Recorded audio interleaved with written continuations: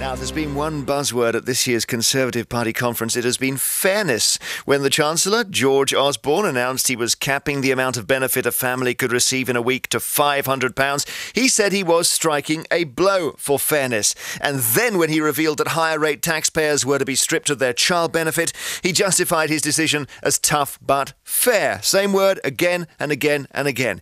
This afternoon, the Prime Minister, David Cameron, is expected to put the concept of fairness right at the heart of his speech to the party faithful. He says it will guide the government as they make difficult decisions over what to cut. But what does Mr. Cameron think fairness means? These are his words. Fairness means giving people what they deserve, and what people deserve depends on how they behave.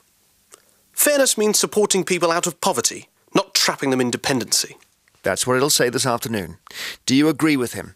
Are the benefit reforms announced by the government fair in your book? Let's play the Jeremy Vine Show fairness test. Let's see if we can test fairness with these reforms. 3 of them. Lindsey German joins us, socialist and author. Hi to you. Hi. As does Sam Bowman, head of research at the Adam Smith Institute, a libertarian think tank. Hello, Sam. Hi, how's it going? Live from Westminster. It's going well. Thank you very much indeed. OK, let's try you on the first one. Let's play the Jeremy Vine Show fairness test. Is it fair to scrap child benefit for higher rate taxpayers? Lindsey, is it? No, it's a universal benefit. It's been in existence in one form or another since the Second World War, and it should stay. And if we want rich people not to get a benefit from it, they should be taxed directly rather than have a benefit taken away from them. So it's not fair to take a benefit away from somebody even if they don't need it? Well, the whole concept of the welfare state is that you give people universal benefits, and if they are at the upper end of the income scale, then they get taxed back. Now, what's happened is the rate of tax has been falling for many, many years now, the top rate of tax. Even now, it's still only going to go up to 50%.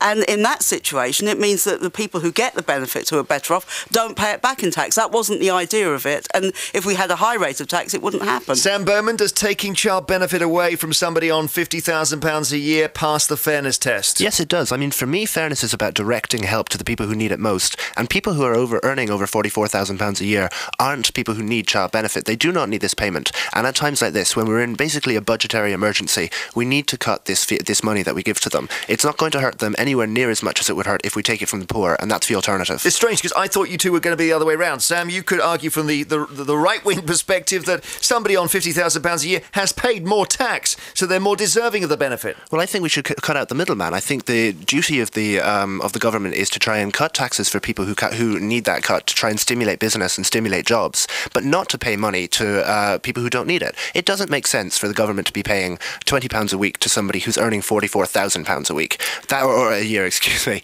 That really, really doesn't make sense. And indeed, in the current situation, people who earn £150,000 a week, a year and a week actually, are getting this benefit. And I'd ask Lindsey, does she think it's fair that somebody who's earning £1 million a year gets this benefit? I think it's unfair that people earning £1 million a year don't pay a decent level of tax. No, answer the question. Well, no, as I say, I think everybody should get the tax, just as I think. Why? Why do you think Well, so? I'll tell you why I think it, because if you go to a doctor's surgery, nobody asks you, do you earn over £50,000 a year? They ask you whether you're sick or not. With children, this is a benefit which was always paid to the mother and to the child, and actually, if you're a single mother on £44,000 a year, that is not a lot of money when you have 2 children or 3 children to bring up. That's exactly the point. They ask you if you're sick, and people who are earning £44,000 a year are not sick. They don't need this help. They don't need this money from the government, and it's a waste of money. But and it they need it to look after their children. And this was one of the principles of the welfare state. And I'd like to know, what is wrong with universal benefits? Universal benefits, just like a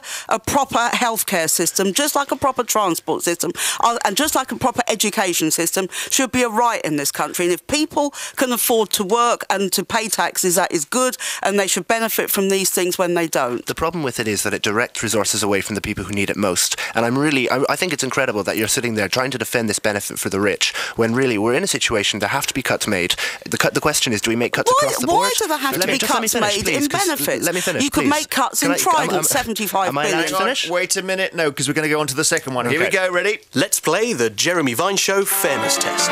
Is it fair to limit housing benefit? Okay, now housing benefit. And this is a very, very interesting one because it turns out, Lindsey German, that we've seen people who are in very posh areas of central London being given as much as £7,000 a month for their homes by the state. Now, was that ever fair?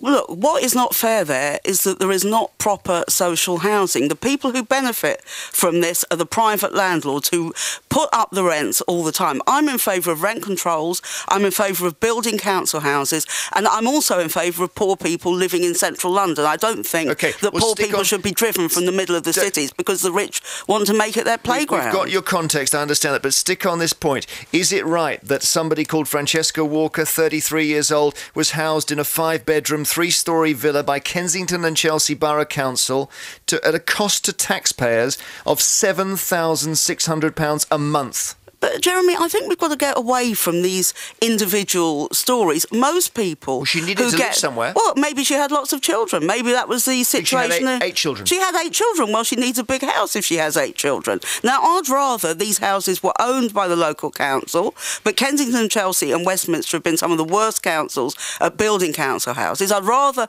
the money went to the council so that then they could build future houses as well, rather than to private landlords. But they've abolished rent controls, they've stopped building council housing. We've got a property market which is out of control, and that is why so much money goes on housing benefit. In the situation we're in, where there aren't enough council houses and so on, you don't object.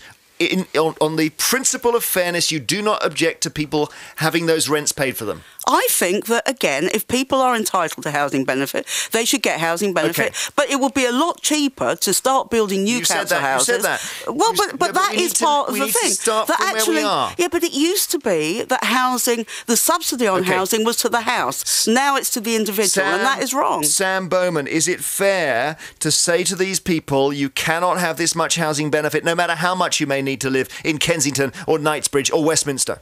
Well, I mean, we'd all love to live in Kensington or Knightsbridge or Westminster, but the state has limited resources and it has to target them fairly. It has to target them to people who need it most and not waste money on putting people up in mansions simply because that's the easier thing to do at the moment.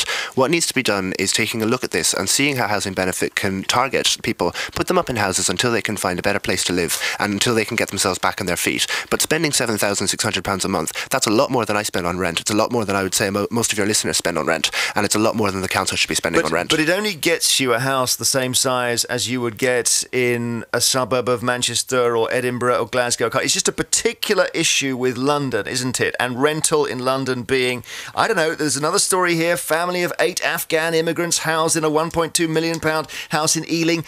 Rental per year, £150,000. But there are plenty of people with that many children who don't rent on those houses of that size. There are plenty of people who have to make do with much, much less, who are working. But it's not to do with the size, is it? The house is not especially big, it's to do with the location. Well, the location doesn't really matter. I mean, as long as so they can move out?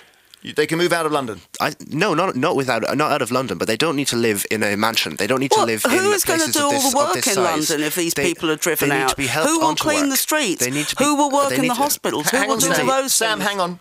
Lindsey, go ahead. No, well, who will do these things? Are we going to say we're going to push everybody out to the M25 and bust them in to do these essential jobs? People need to live in central London and they have to be provided with decent housing to do so. So, Lindsey, the fairness issue for you here is that if you are a low-paid worker and you're working, let's say you're cleaning toilets in Knightsbridge, you shouldn't have to live 40 miles out. You certainly shouldn't. And yet the wages that those people are paid, they certainly couldn't afford to commute that kind of distance. And that's true, Sam, isn't it? That's true. But most of the people who clean toilets in Knightsbridge don't pay that much, and they also don't have to be bussed in from outside of London. There are many options if you're working. There are many options if you're getting that amount of benefit that are much, much cheaper than the £7,600 a month or £100,050 a year. But most people on housing benefit don't get £7,000 a month. It's a red herring. Exactly, and it won't affect them. What this is going to do, what this kind of limitation is going to do, is it won't affect the vast majority of people who are getting money for housing benefit, who are living on within their means, but it will affect people who are living on extravagant budgets and who are basically being There was an example in one of the newspapers today of a young woman in Queen's Park, which is not Knightsbridge or Belgravia, in Queen's Park, who will have to move out of a 2-bedroom converted private flat if this change in the benefit goes ahead. Okay. Those are the people who are going to be hit by this, Funny enough, not the people that you're talking about. That example brings us on to our third fairness question. Let's play the Jeremy Vine Show fairness test. Is it fair to limit the total amount a family can receive each week in benefits to £500? So the article you mentioned there, Lindsey, refers to somebody who will be limited to £500 a week and because of that cannot afford to stay where she is. This is an overall cap on benefits. You think that's unfair, do you? I think it's very unfair. I think if you're a woman who cannot work for whatever reason and you have 2 young children, I don't regard £500 as a huge amount of money to bring up a family on that. £26,000 a year? And well, that is not a huge amount of money. It's more than the average wage. Well, not in London, it's not more than the average wage. And the real point here is the majority of those benefits will go again to the private landlord. It won't go to the woman. She won't be spending it on things for herself. She'll be spending it on rent. She'll be spending it on basic heating and food. That's what she'll be doing with £26,000. Sam Bowman, £500 a week cap. Does that sound fair, given all the regional differences? Yeah, it does. I think that the real question is it fair for somebody who's earning less than that to pay for somebody to earn more than that? Somebody who has a job, somebody who goes out every morning at 7 a.m. to work this job 9 to 5, currently ends up paying for people's welfare that goes above the average national wage. And it just doesn't make sense for people to get more money from benefits than they would from working. And really, the only way out of poverty is work. Well, surely the problem here is that we're such a low-wage economy that some people do not earn as much as that. Isn't that a disgrace in this society, that people don't earn enough to keep their families in any kind of decent living standards? That's what we're really talking about. And what you're talking about is cutting this even further. And it's going to be the poorest people and the women. It will be them who will be the hardest hit by this. What do you say, Lindsey, to the point Sam made, which is that if you are paid £500 a week in benefits, that's £26,500 a year income, which is the equivalent before tax to 30-something thousand. Now, you're then earning more than the guy who's working to pay the tax, which funds the benefit. Well, surely the problem here is that the wages are too low. There is a campaign in London for a living wage. You can't change that. Well, I'm sorry, we can change it. People have not in a day. Well, not in a day, but that's what the government should be doing. We're asking about the reality now. Any decent government should be raising people's wages, should be creating jobs and not penalising people, many of whom have absolutely no choice but to live on benefits. Lindsey, you're avoiding the question altogether, because it's not, wouldn't it be great if everybody was a millionaire? Obviously it would, but we have to deal with limited, we're dealing with limited resources, and we're dealing with a very, very difficult budgetary situation where the question is, where do we make cuts? Do we make cuts for the people who are getting much, much less than that? Or do we make cuts for the people who are abusing the system and taking more than the average national wage in benefits? Well, let me just say who I feel are abusing the system. We had reported yesterday that the bankers, again, are going to get £7 billion in bonuses this year. Maybe a very, very high tax on some of those bonuses, maybe cutting some of the things like Trident, would be a much better way than attacking young people with children. We do a lot of bankers, we do a lot of Trident, we're talking about fairness here. Let's stick on fairness. Just a final question to you, if I can, Sam, which is this. That the story that Lindsey mentioned, the lady in the papers, is called Paloma Johnston. And her benefits include £335 a week rental. Once you put a £500 a week cap on her benefits, she doesn't have enough left over to look after her children. So she has to move. And if she moves, she can't find a job in the area where she's looking for one, and her children lose all their friends at school and everything else. Now, how is that fair? It's a very, very difficult situation. I haven't seen that story, so I don't know the exact details of it. I just told you them. But, well, I mean, there's probably more to the story than just that. But I think that the real question is, should anybody be getting more than the average national wage from the government in a time like this? And the answer is no. The answer is people who work, people who go out and pay tax, should not be funding people to earn more than they earn in benefits. It just doesn't make sense. Thank you, Sam Bowman, Head of Research at the Adam Smith Institute, libertarian think tank from Westminster, and Lindsey German, socialist and author. Great to have you with us, and fascinating discussion. Thank you both. 12:20. Thank you.